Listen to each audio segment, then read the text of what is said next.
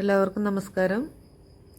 ഇപ്പോൾ gas cylinder കിട്ടാനുള്ള ബുദ്ധിമുട്ട് കാരണം കൂണ് കർഷകരൊക്കെ കുറച്ച് കഷ്ടപ്പെടുന്നുണ്ടാവും.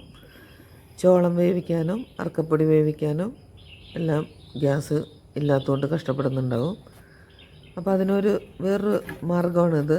നമ്മളുടെ ഫാമിൽ യൂസ് ചെയ്ത് കളയാൻ വെച്ചിരിക്കുന്ന ബെഡുകൾ എടുത്തിട്ട് ഇതുപോലെ വലിയൊരു ഇരുമ്പിൻ്റെ ഡ്രമ്മ് മേടിച്ച് അതിൽ ഇതുപോലെ ഒരു ഹോളൊക്കെ ഇടിച്ച് നമ്മൾ ഒരു 10-20 ബെഡ് അതിനകത്ത് കൊള്ളും.